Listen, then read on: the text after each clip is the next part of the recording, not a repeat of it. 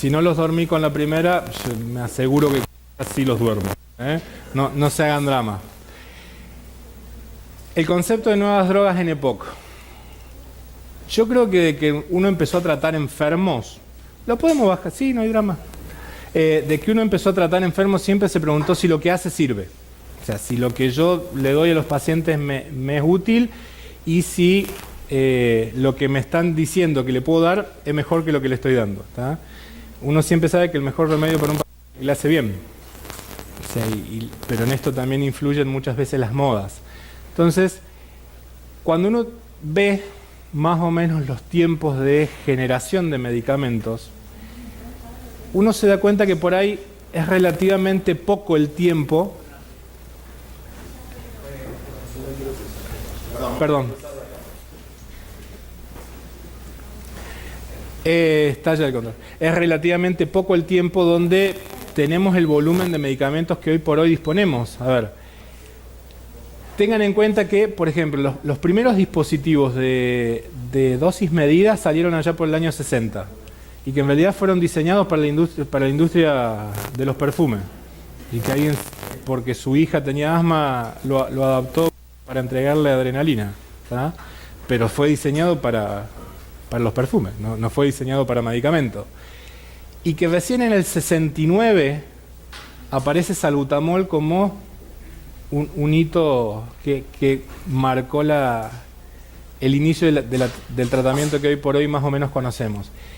Y que casi 4 años después aparece el primer corticoide inhalado, que fue, creo que, lo que cambió la historia un poco del manejo de las enfermedades obstructivas en sí.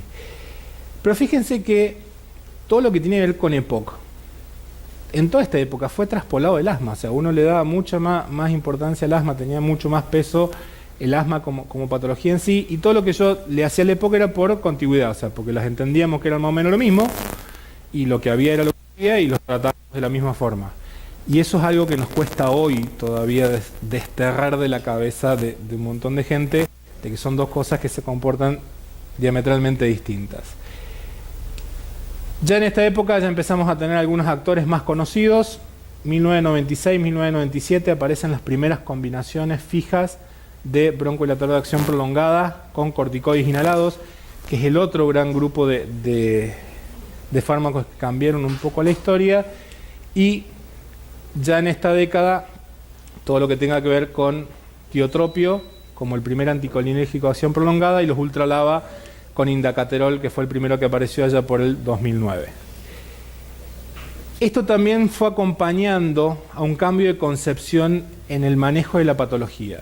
O sea, hasta el 2001 uno entendía que uno te trataba por el BEF que tenías. Vos tenías 35%, te daba para 35%. Tenías 80%, te daba 80%, y si te servía bien y si no te servía, es lo que había. Y era como se te trataba y eran las características que tenías. ¿Tá? Entonces, la patología estaba ligada a un valor de espirometría y todo se centraba en ese concepto del BEF. Esto mutó, esto cambió, uno aprendió a que el BEF era una medida importante, pero no abarcaba todas las características que el paciente tenía y que tenía que ayornarse a mirar otras cosas, y es ahí donde 2011 Gold cambia su estrategia para evaluar a los pacientes de EPOC e introduce las variantes clínicas en cuanto a lo que es síntomas y en cuanto a lo que es volumen de exacerbación. Y uno ya objetiva o diagrama el tratamiento más en función de la característica del paciente, más que de un valor taxativo como era la espirometría.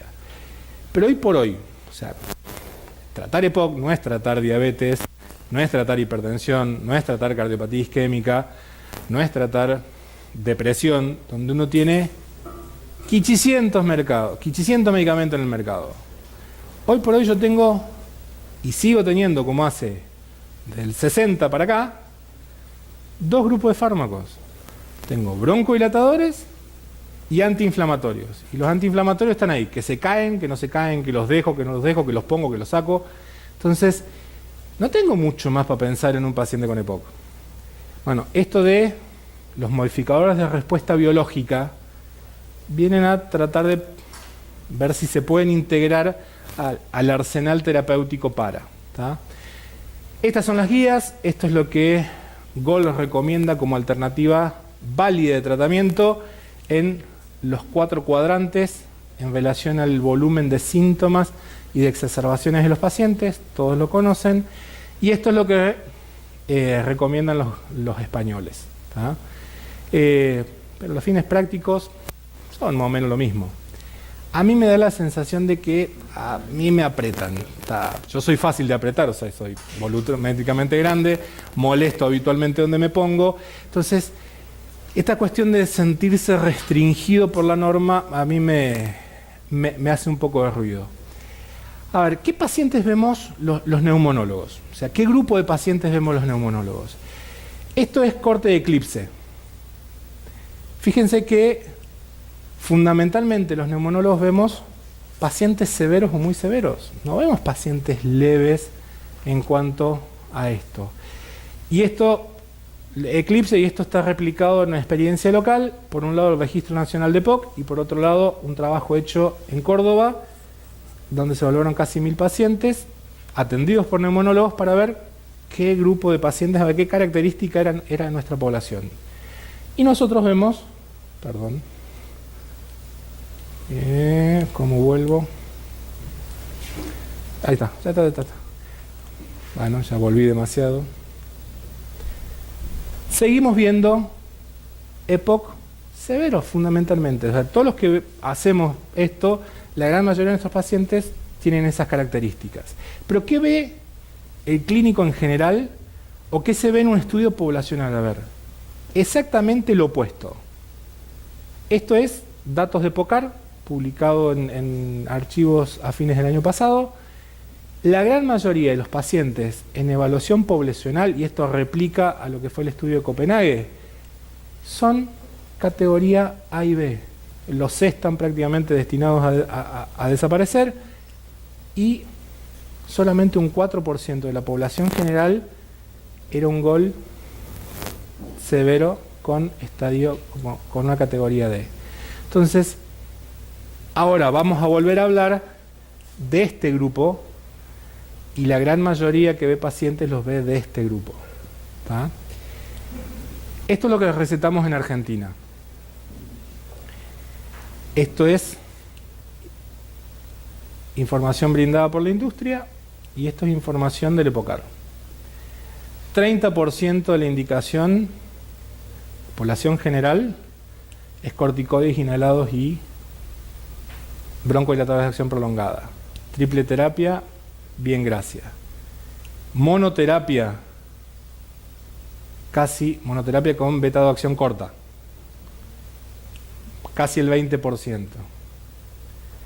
Según la industria, triple terapia se lleva más del 50% de la receta médica en el país. Monoterapia van cabeza a cabeza, broncodilatación doble, menos del 10%, y triple terapia abierta, como la que hoy podemos optar, 20%. Seguimos tratando el EPOC como asma. Seguimos teniendo el mismo concepto. ¿Tá? Pero no es el concepto, a ver, esto da la pauta que los médicos leemos una cosa y hacemos otra. ¿Tá? Entonces creo que pasa por ahí entender cuál es el paciente que uno tiene que tratar. Bueno, si alguien vio la película sabe cómo se llama este personaje se llama Terry. ¿Tá? Y, a ver, estos datos que yo muestro no son nuestros, a ver, no pasa, no son solamente nosotros. En una charla con el doctor Agusti hace años atrás, él mostró una diapositiva muy similar, decía que ¿qué prescriben los clínicos en España? Todo mal. ¿Qué prescribimos los neumólogos? ¿Que lo hacemos mejor? Peor. Entonces, no es algo que sea acá. O sea, esto es algo que sucede a nivel mundial. Pero a ver, ¿qué aprendimos en este tiempo? ¿Qué nos dijeron en los últimos años sobre cómo teníamos que tratar a los pacientes con EPOC? A ver, primero nos dijeron que largo era mejor que corto. Y esto está basado en una cuestión farmacológica. Uno sabe que mientras menos colapso y apertura genere la vía aérea, voy a obtener un mejor flujo final, y todos los medicamentos que son de 24 horas de duración tienen al final del día una mejor respuesta fisiológica, y trabajan sobre esto lo que se llama desinsuflación farmacológica, ¿tá? Que el primero que lo pudo probar fue tiotropio, ¿tá? Y que después eso se replicó en un montón de otros estudios. Entonces, siempre es preferible dar fármacos de 24 horas de duración que dar los que son cada 12 o que usar medicación de acción corta. Después nos dijeron en el tiempo que 2 eran mucho mejor que 1. Nunca nos dijeron si juntos o separados, pero que eran mejor. Y acá hay 2 grupos muy grandes de pacientes, uno que hablamos anoche, que es el grupo de estudio Ignite, que fue patrocinado por Novartis, donde se juntaron prácticamente 16.000 pacientes para evaluar glicopirroño indacaterol como combinación de broncodilatación dual. Y el otro gran grupo fue el grupo de Tobito, con más de 16.000 pacientes, para evaluar la otra combinación de tiotropio y olodaterol. 32.000 pacientes en un grupo. Como parafraseando a alguien, si tenés que juntar 32.000 pacientes para demostrar algo, es complicado. Del primer grupo surgió este trabajo, que es el trabajo FLAME, que todos asumo que lo han escuchado nombrar, les han contado. La industria también se tomó el trabajo de hacerlo importante a FLAME. Y este es un trabajo que mostró que usar doble broncodilatación era mejor que usar un corticoide inhalado y un beta-2 de acción prolongada a la hora de disminuir las exacerbaciones de EPOC y a nivel de disminuir la intensidad de las exacerbaciones de EPOC para pacientes con EPOC moderado o severo o pacientes con EPOC grave. Este trabajo tuvo tanta repercusión en sí, porque siempre la defensa de los que usaban corticoide inhalado era esto, que disminuía las exacerbaciones, más allá del aumento de la neumonía, disminuía las exacerbaciones.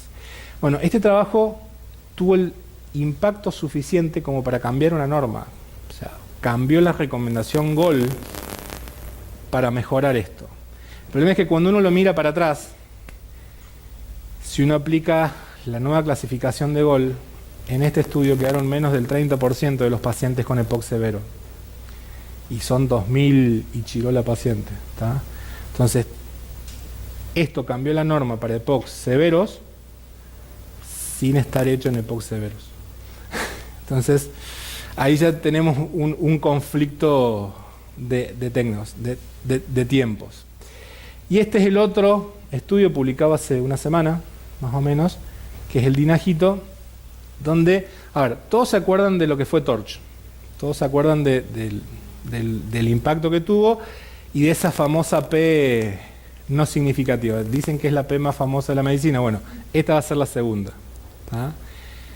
Porque estos armaron todo como para llevarse con bombo y platillo las cosas y no les salió como pensaban. A ver, ellos postularon que la carga estadística para que tenga un valor real tenía que ser de 0.01, su P para ser hiperválida, y su P les resultó de 0.049. O sea, si hubiesen elegido una P de 0.05 como usa todo el mundo, les hubiese dado bien. Como quisieron ser extremadamente prolijos, les salió mal. ¿Tá? Pero la combinación mejora. O sea, no mejora lo que ellos pretendían mejorar, pero disminuye el concepto. Después de un tiempo, o sea, ya hace unos años, entramos en la corticofobia. Antes le metíamos corticoide inhalado a cuanta cosa venía dando vuelta. Después dijimos los corticoides son igual que la cucaracha, hay que matarlas, hay que tratar de desterrarlos. ¿Tá? Y este estudio fue el TORCH, ¿tá? Donde fue el que inició o el que prendió la mecha y el que puso en evidencia el aumento de las neumonías vinculadas a uso de corticoides. Ahora sí les pido si pueden prender los aires de vuelta. ¿Tá? Y de ahí para adelante se siguió una serie de estudios, por ejemplo este que fue Wisdom, que también hizo mucho ruido, donde a los pacientes que estaban usando corticoides inhalados se los discontinuó y se vio que empezaba a caer un poco la función pulmonar. Y bueno, y después, desde el 2012, 13 para adelante, se empezó a llenar toda la literatura de que los corticoides no servían para absolutamente nadie. ¿Tá? Y ahora estamos en la etapa de que 3 son mejores que 2. La pregunta es si realmente 3 es mejor que 2. La otra vez cuando me habían invitado a esto, yo tengo, o sea, lo digo en primera persona, pero creo que es generalizado. Los médicos tenemos complejo de rata, nos encanta guardar papeles. Gracias a Dios los documentos electrónicos ahora nos facilitan la existencia, pero los que tenemos un par de años tenemos todavía muchas cosas guardadas en papeles. Y estaba un día así tirando porquerías de mi casa y agarro un tórax del año 2006, 2000, no me acuerdo cuándo era, y lo miro para ver qué onda, y el primer artículo que encuentro es este.